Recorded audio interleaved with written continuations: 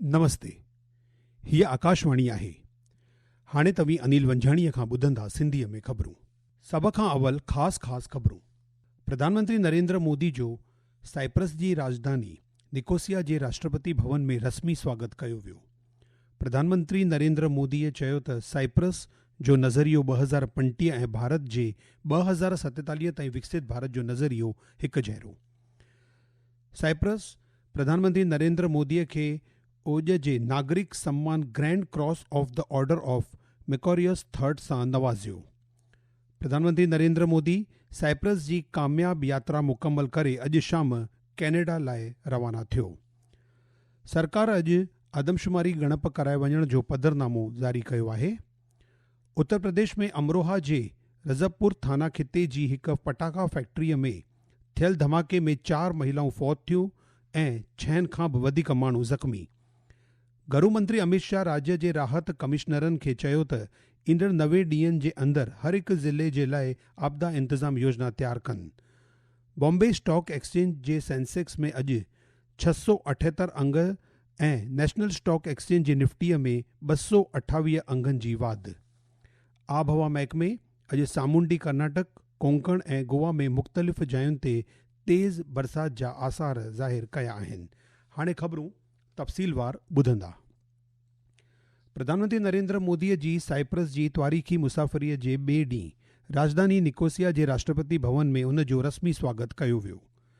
श्री मोदीअ साइप्रस जे राष्ट्रपति निकोस क्रिस्टोडोलिडीस सां बैठक कई, जंहिं जे दौरान प्रधानमंत्रीअ जो साइप्रस जे ओज जे नागरिक सम्मान grand cross of the order of Makarios third सां सम्मान कयो वियो।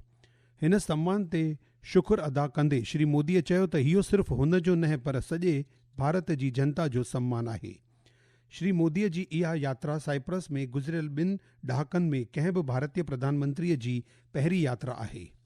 ॿिन्हिनि मुल्कनि जे विच में इवज़ी मंडल सतह जी ॻाल्हि ॿोल्हि थी, जंहिंमें ॿिन्हिनि मुल्कनि जे रिश्तनि नातनि खे अञा मज़बूत करण जे उपावनि ते वीचार वंडिया विया।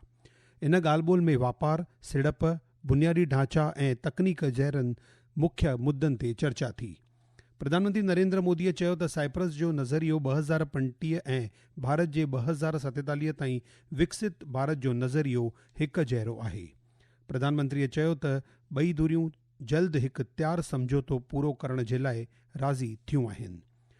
साइप्रस हाल में थियल पहलगाम आतंकी हमले ते सरहद पार दहशतगिर्द जे ख़िलाफ़ लड़ाईअ में भारत ॾांहुं पंहिंजो सहकार ज़ाहिर कयो हो।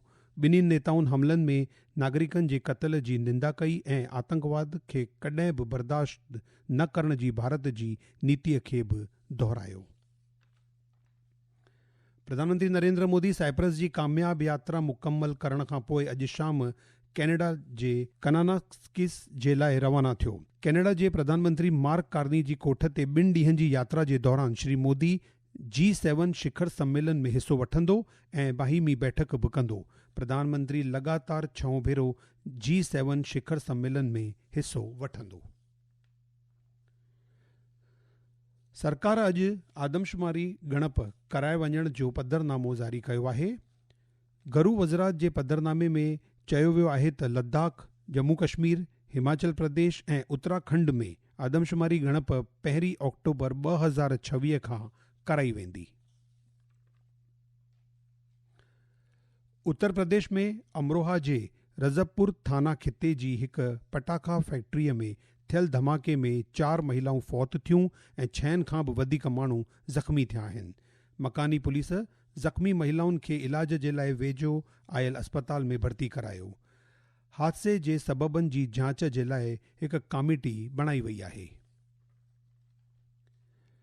गृह मंत्री अमित शाह राज्य जे राहत कमिश्नरनि खे चयो त ईंदड़ 90 ॾींहनि जे अंदरि हर हिकु ज़िले जे लाइ आपदा इंतज़ाम योजना तयारु कनि।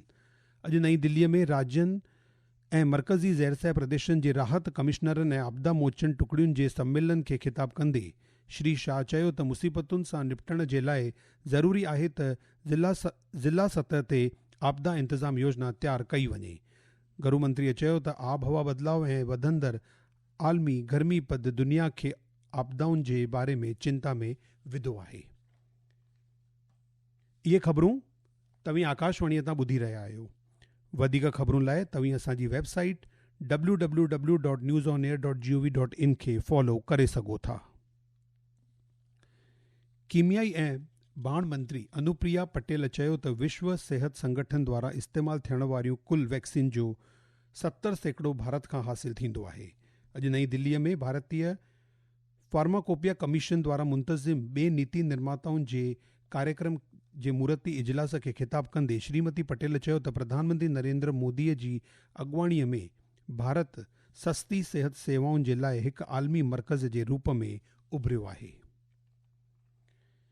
EPFO मेंबरनि खे बे इख़्तियारी वारनि एजेंटनि जो राब्तो करण खां बचण ऐं मुफ़्त ऐं सलामत ऑनलाइन सेवाउनि जे लाइ सरकारी EPFO पोर्टल जो इस्तेमालु करण जे लाइ अर्ज़ु कयो आहे।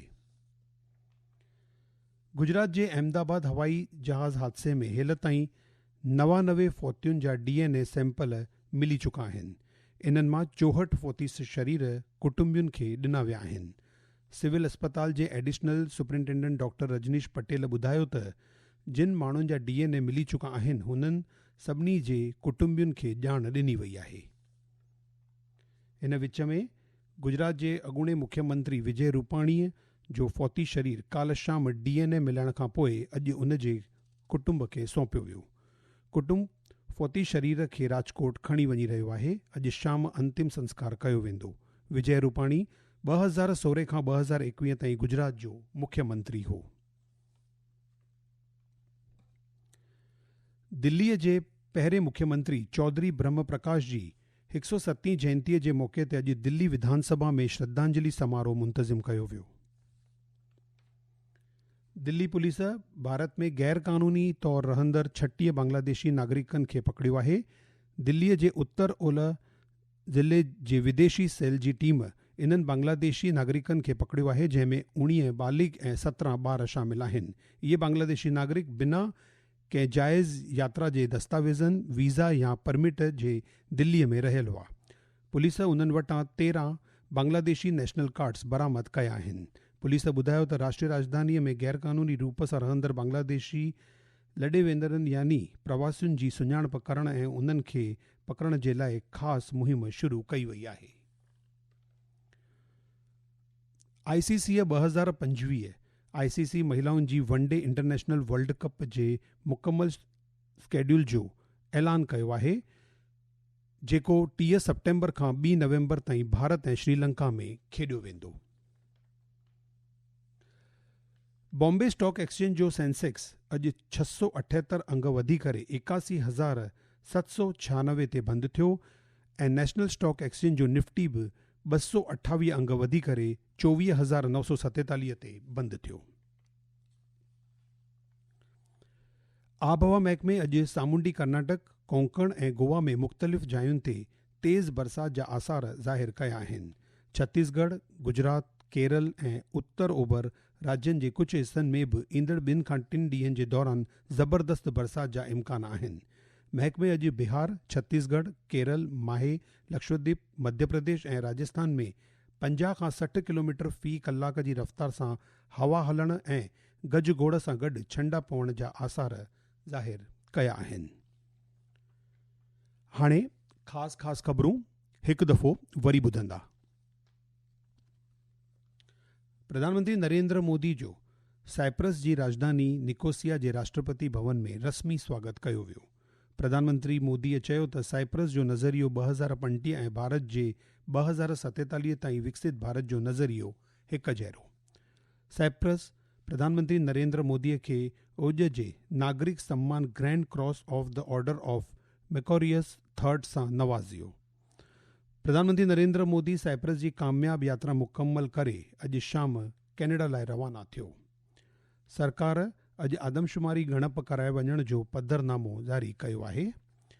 उत्तर प्रदेश में अमरोहा जे रज़बपुर थाना खिते जी हिकु पटाखा फैक्ट्रीअ में थियल धमाके में 4 महिलाऊं फौत थियूं ऐं 6 खां बि वधीक माण्हू ज़ख़्मी। गृहमंत्री अमित शाह राज्य जे राहत कमिश्नरनि खे चयो त ईंदड़ 90 ॾींहनि जे अंदरि हर हिकु ज़िले जे लाइ आपदा इंतज़ाम योजना तयारु कनि। बॉम्बे स्टॉक एक्सचेंज जे सेंसेक्स में अॼु 678 अंग ऐं नेशनल स्टॉक एक्सचेंज जे निफ्टीअ में 228 अंगनि जी वाधि। आबहवा महकमे अॼु सामूंडी कर्नाटक कोंकण ऐं गोवा में मुख़्तलिफ़ जायुनि ते तेज़ बरसात जा आसार ज़ाहिर कया आहिनि। ख़बरुनि जो सिलसिलो हिते पूरो थियो। मूंखे ॾींदा इजाज़त। नमस्ते।